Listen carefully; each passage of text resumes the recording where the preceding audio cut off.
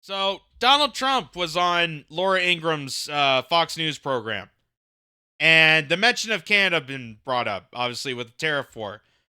And Trump responded with, "One of the nastiest countries to deal with is Canada. Now this was Trudeau, good old Justin. I can call him Governor Trudeau. His people were nasty, and they weren't telling the truth." So here is Trump telling Laura Ingraham why he feels that Canada's become nasty to him about these tariff wars and why there's more and more aggression being built between Canada and the United States. Listen to this. Look, I deal with every country, indirectly or directly. One of the nastiest countries to deal with is Canada. The people that, now this was Trudeau, the people that good old Justin, I call him Governor Trudeau, his people were nasty. And they weren't telling the truth. They never told the truth. You know that, they'd say, well, we don't charge. Well, they do. They charge tremendous. They charge tremendous. And if you look at dairy products, what they've done to our farmers, I'd go up to Iowa, I'd go up to different places, Nebraska, and they would always complain about Canada, how they get ripped off. Do you know that Canada has a 250% tariff? 250, nobody knows that. They charge us numbers that are crazy. That's crazy, Canucks. I thought they were supposed to keep their sticks on the ice. I just wanted to deal with Wayne Gretzky and his family, and then all of a sudden I get all these people. They're nasty. Nasty people. They're a nasty country. So, Donald Trump always made this kind of assertion. Like, at first, it was about the crime and the fentanyl, which I can agree with that. I can acknowledge that Donald Trump was definitely onto something because of what we uncovered about organized crime, mass immigration, the open borders, and the fentanyl crisis. We know that's a problem here in Canada. So, Donald Trump pointed that out. I can actually give credit for. I can actually give him where credit's due. But he always made this assumption about how Canada's ripping off America.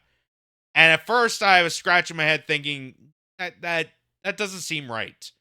How exactly is Canada ripping off America, and how is America subsidizing Canada? That's what he claims. There was never any explanation to that. So he says that there is a 250% tariff on dairy goods coming out of America, and that's one of the reasons that Canada is supposedly ripping off America.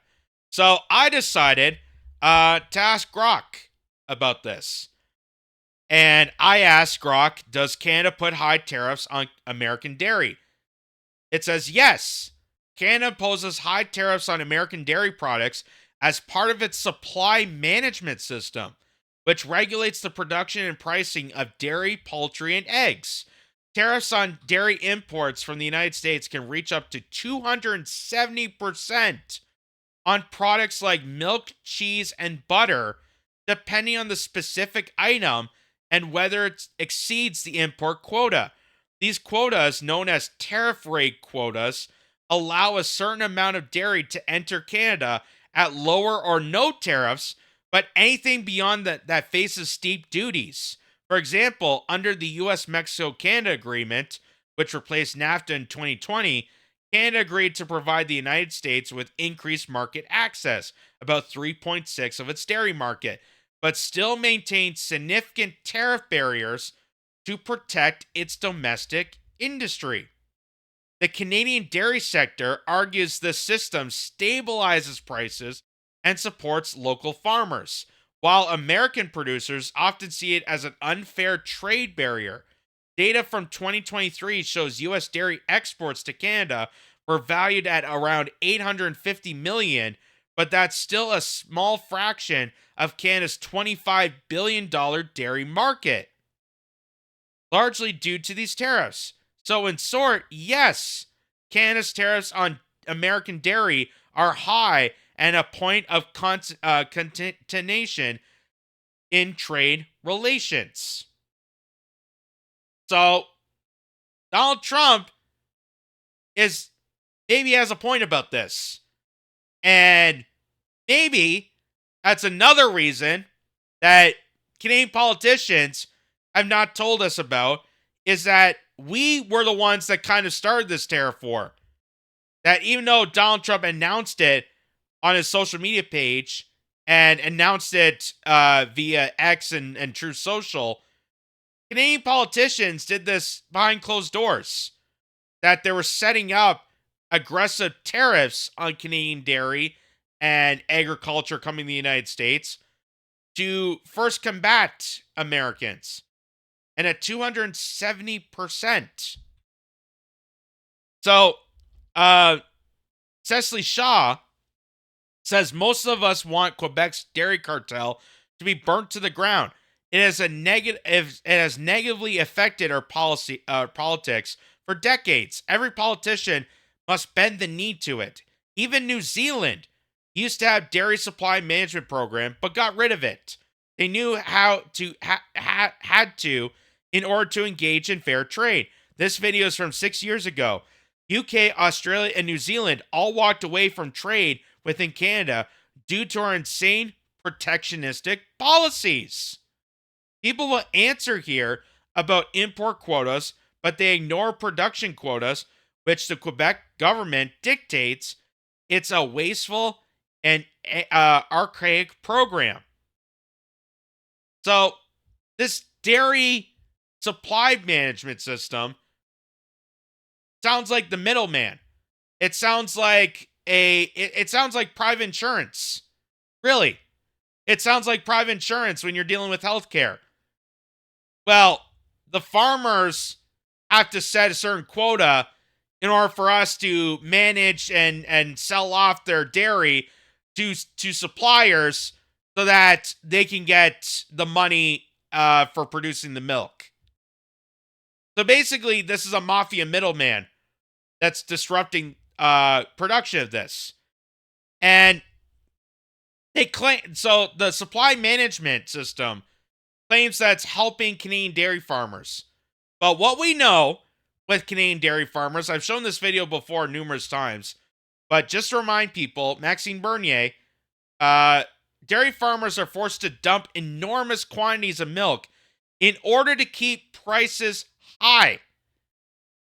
So this is how they're destroying Canadian farmers, not just American farmers, but our own farmers, because of the supply management system.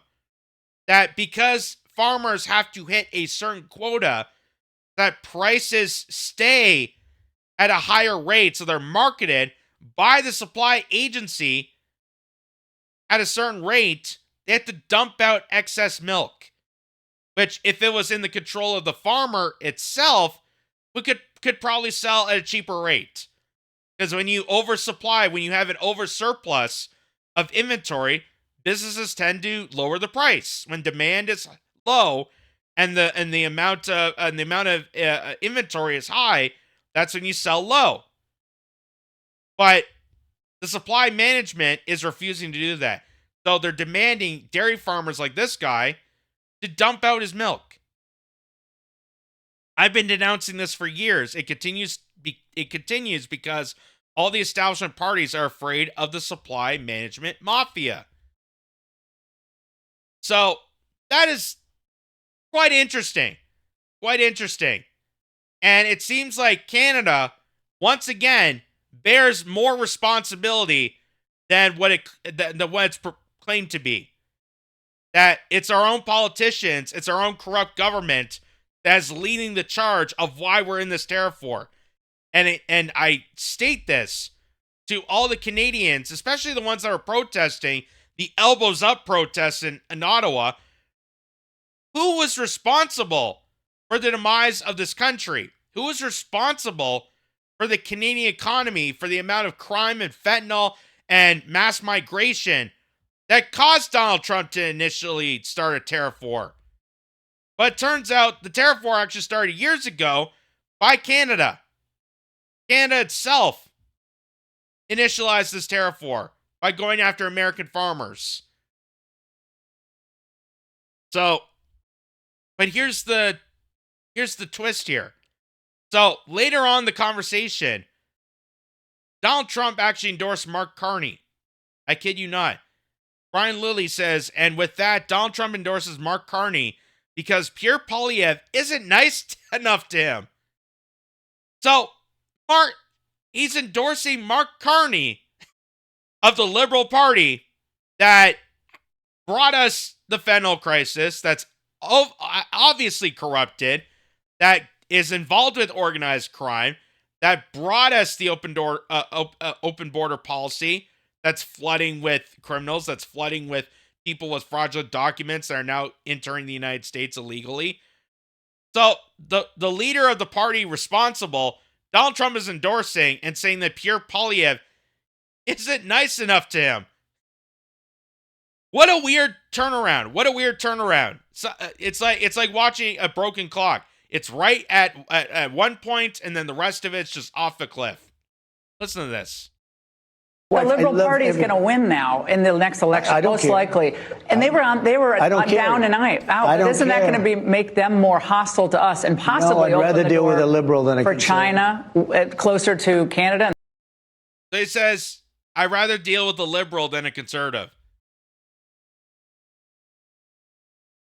I find this intriguing. Why would you find it more better? I thought you wanted to resolve the fentanyl crisis. I thought you wanted to deal with border issues. You know who's been at least stating that? Pierre Poilievre.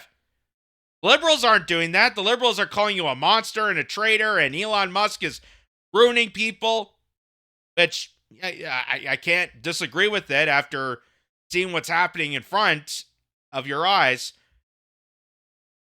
But they haven't said a word about the crisis here in Canada. At least Pierre Poilievre is willing to admit to the crisis here in this country. And Donald Trump is claiming that he's not nice to. Wait. I thought the liberals. I thought all the commercials say that Pierre Poilievre is maple syrup MAGA. He's aligned with Donald Trump. Now you're seeing that Donald Trump doesn't like Pierre Poilievre. Huh. Does that mean all the rhetoric surrounding Pierre Poilievre is going to go away? That he's not maple syrup MAGA? And that would really put us in a bind. The conservative that's running is stupidly no friend of mine. I don't know him, but he said negative things. So when he says negative things, I couldn't care less. I think it's easier to deal, actually, with a liberal. So, Donald Trump is saying that he'd rather work with a liberal. Well, he's definitely keeping lead with that. He's definitely getting his wish for that, because the more this tariff war goes on, and the more the liberals gaslight you and manipulate you and propagandize you and fearmonger you and rise up your anxieties in hopes that people will think you're some sort of savior, the Liberal Party gets more votes and gets more in the polling, and it looks more like a majority for a party that's caused the most disasters, that brought us to this brink. So it's so wild. It's so wild that Donald Trump, when he first initialized the tariff threat towards Canada, originally it was about fentanyl and the border, which understandably he was on point about. Even a broken clock is right twice a day. He was definitely on point about that. And the only person that really mentioned it in mainstream Canadian politics was Pierre Poilievre.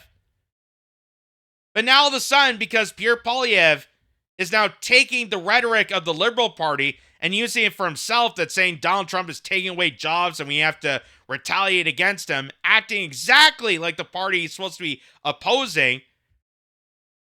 Now Donald Trump is turning to the Liberal Party. Do you see how disastrous this is? Do you see how Pierre Poilievre is costing his own election? It was an instant cakewalk before Mark Carney got ushered in. It was an instant cakewalk before the tariff war. But now Pierre Poilievre, because of being, I don't know what he's thinking, but siding with the Liberal Party and using the exact same rhetoric to fearmonger people, is costing him votes. You see how you're screwing yourself, Pierre Poilievre.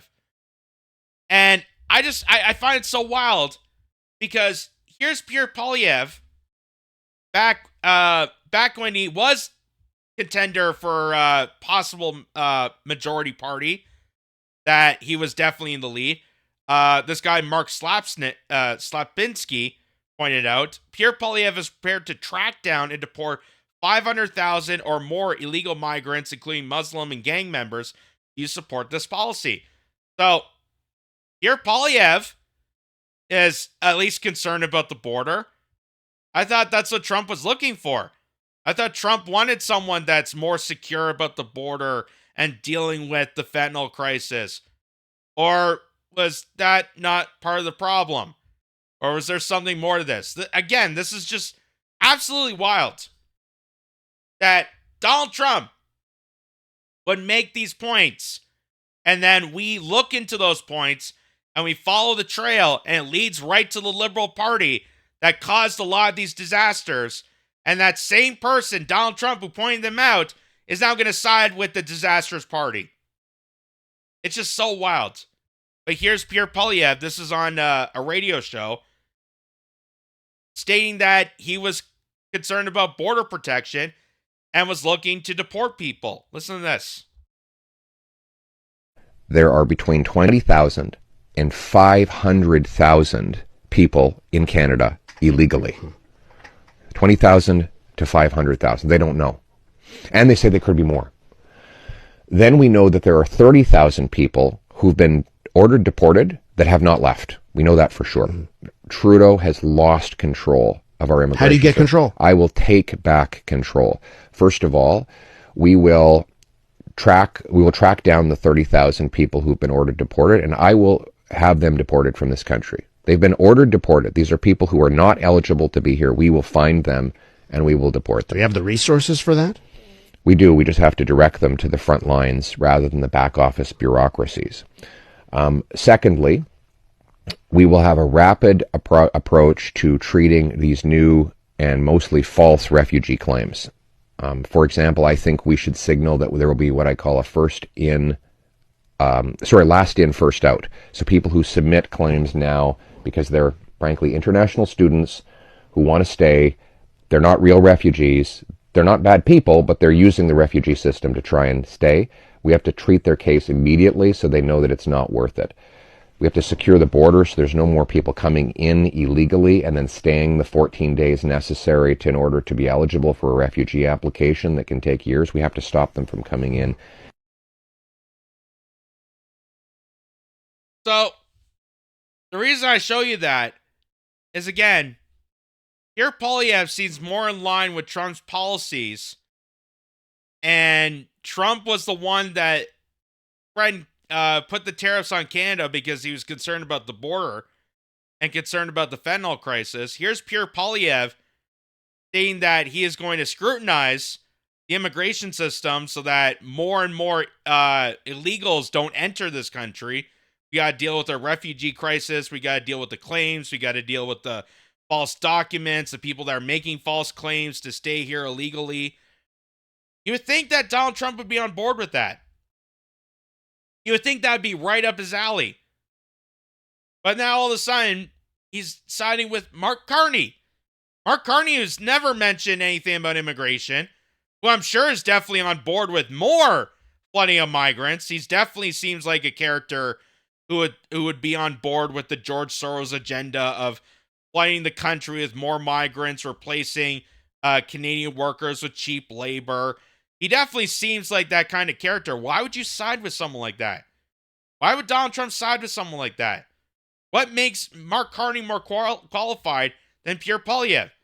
And what mean things did Pierre Poilievre state that Mark Carney hasn't already stated? And I'd say worse things the Liberal Party has stated to Donald Trump than Mark Carney.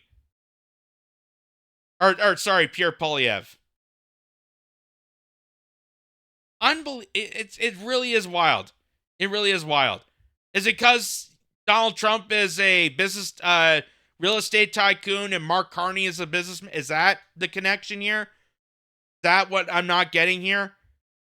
Because Pierre Poilievre seems more in line, at least policy-wise, to align someone with Trump than Mark Carney, considering Mark Carney is part of the establishment party that brought you this crime, that brought you this chaos, that the whole reason Trump pushed for these tariffs was because of the flaws, because of the neglect of the liberal party.